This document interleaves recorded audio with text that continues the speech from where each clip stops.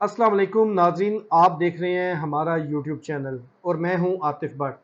आज हम 3 से 4 अहम इश्यूज़ पर बात करेंगे। इस वक्त तहरीक इंसाफ की जो पार्टी है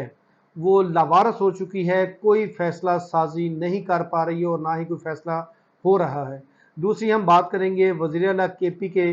जब इस्लामाबाद से पेशावर असम्बली गए और उसके बाद जब अपने वज़ीर आला हाउस गए हैं तो वहाँ उनके साथ क्या मामला पेश आए, कबीना और दीगर अरकान की जानब से क्या कहा गया। और तीसरी हम बात करेंगे जस्टिस काजी फायज़ ईसा और दीगर जो जजेज़ हैं सुप्रीम कोर्ट के, उनके दरमियान जो तलखियाँ इंतहाई हद तक बढ़ चुकी हैं, उनको कम करने का टास्क किसने लिया है, कौन ये किरदार अदा करने लगा है। और चौथी हम बात करेंगे कि तहरीक इंसाफ की बाज़ क़यादत जो कि ख़ुद तो एसी वाले कमरों तक महदूद रही और आज भी मुख्तलिफ पोस्टर्स जारी करके एहतजाज जारी है, जारी रहेगा, ये करो, इस तरह के जो है वो अभी भी नारे लगा रहे हैं। सबसे पहले हम बात कर लेते हैं तहरीक इंसाफ की इस वक्त पोजीशन क्या है। तहरीक इंसाफ का बॉडी स्ट्रक्चर तो बनाया हुआ है इंट्रा पार्टी इलेक्शन के बाद, लेकिन अभी जो ताज़ा तरीन सूरत हाल है उसमें तहरीक इंसाफ की तमाम मरकजी क़यादत, सूबाई क़यादत मंजर आम से गायब है। कोई कुछ भी फैसला नहीं कर पा रहा। उसकी बेसिक रीज़न ये है कि इमरान खान पर 18 अक्टूबर तक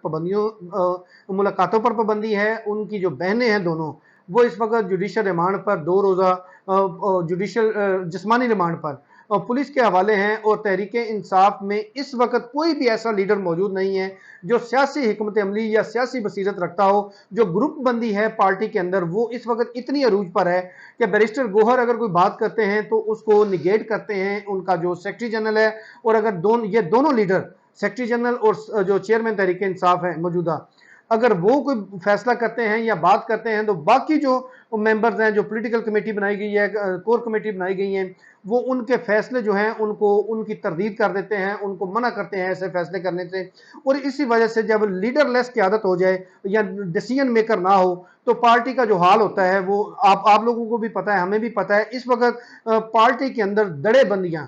इतनी मजबूत हो चुकी हैं, इतनी अरूज पर पहुंच चुकी हैं कि एक रिसेंटली एक वाकया जो इसराइल जो फ़लस्तीन की हमायत में एक एपीसी बुलाई गई तो उस पे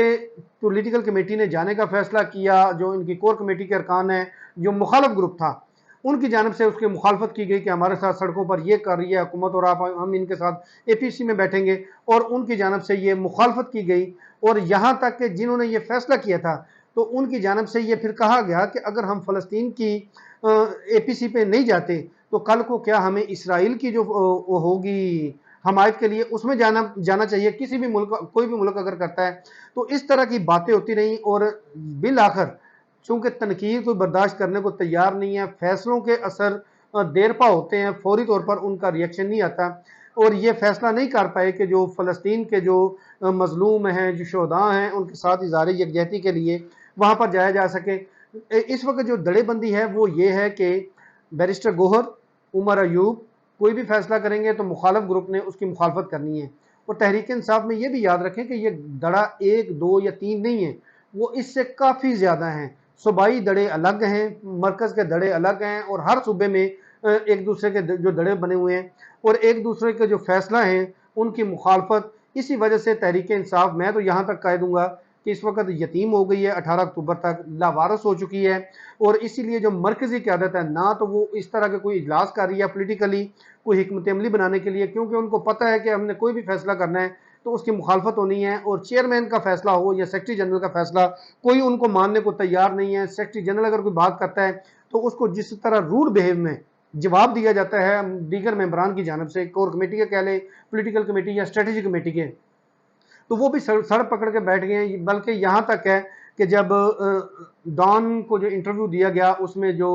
बैरिस्टर साहब की जानब से कहा गया, उसके बाद सेक्रेटरी जनरल की जानब से ये कहा गया सलमान अकरम राजा की जानब से कि बैरिस्टर साहब आप इसकी तरदीद करें, तो उन्होंने बजाय इसकी तरदीद करने के उन्होंने इनकार करते हुए कहा कि पहले आप मेरा पूरा इंटरव्यू सुने, उसके बाद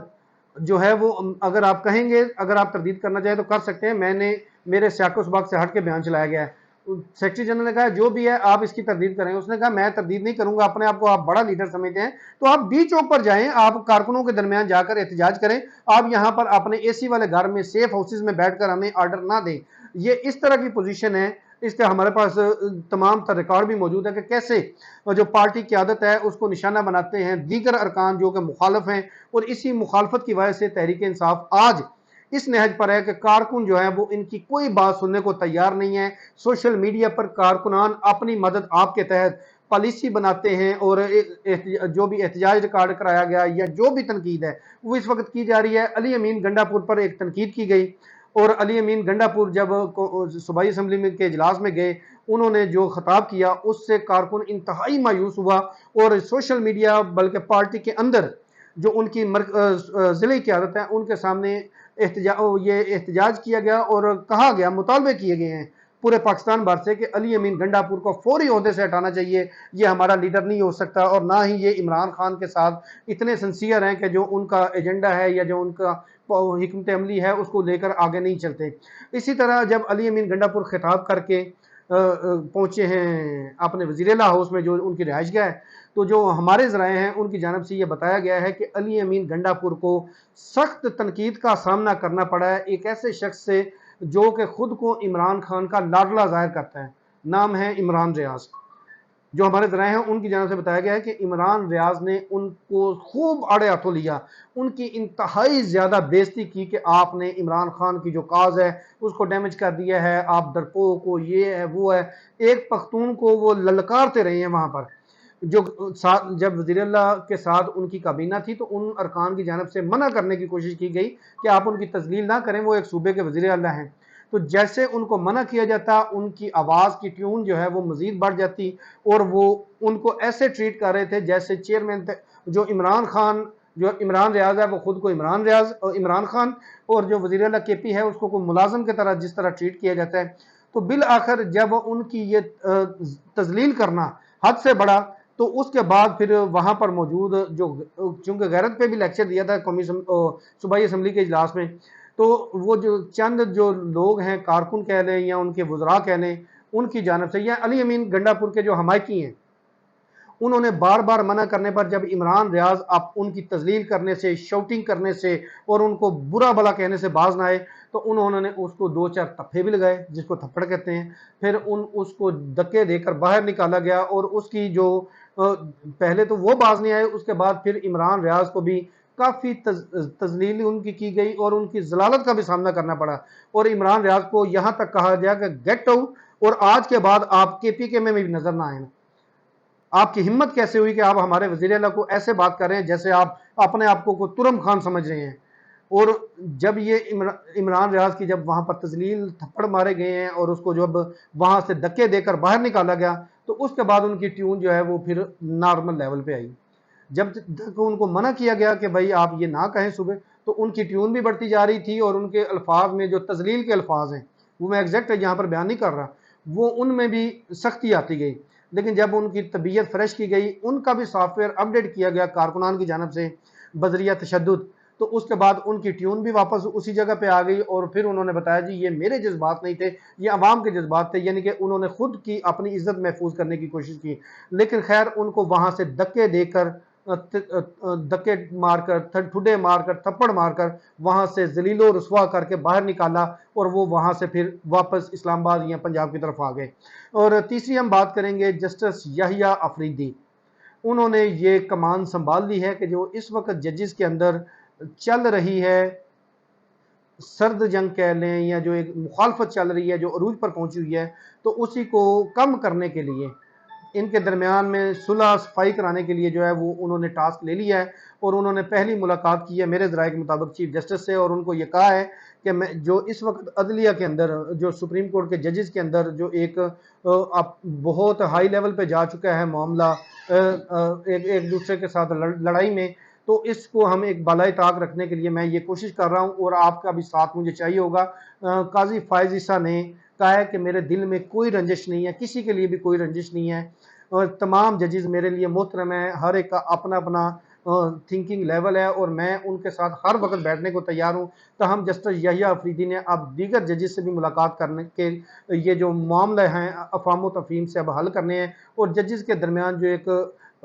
تلخ وہ جو جنگ چل رہی تھی اب اس کو ختم کرنے کے لیے جسٹس یحییٰ افریدی اپنا کردار ادا کرنا شروع ہو گئے ہیں۔ اور اب ہم لاسٹ بات کریں گے، کنول شوذب آج بھی یہ کہہ رہی ہے کہ وہ احتجاج کریں، ڈی چوک پہنچے کارکنان کو، یہ بینرز آپ دیکھ رہے ہیں یہ ان کی جانب سے لگائے گئے ہیں کہ کارکنان جو ہے وہ یہاں پر پہنچے، لیکن عملی طور پر اسلام آباد کا بلو ایریا اور اسپیشلی ڈی چوک وہ مکمل طور پر ٹریفک کے لیے رواں ہیں۔ ڈی چوک میں رکھے ہوئے کنٹینر ہٹا دیے گئے ہیں اور وہ سوشل میڈیا پہ کنول شوذب یہی ظاہر کرنے کی کوشش کر رہی ہیں کہ جیسے ابھی بھی ڈی چوک میں کارکنان موجود ہیں اور کارکنان کی جانب سے جو احتجاج ہے وہ کیا جا رہا ہے، لیکن ایسی گراؤنڈ ریالٹی کوئی نہیں ہے۔ تمام کارکنان اپنے اپنے گھروں کو واپس جا چکے ہیں اور ڈی چوک کیا بلو ایریا کی تمام شاہراہیں اوپن ہیں اور اس وقت جو کاروباری سرگرمیاں ہیں وہ بھی عروج پر ہیں۔ اس کے ساتھ ہمیں دیجیے اجازت، اللہ حافظ۔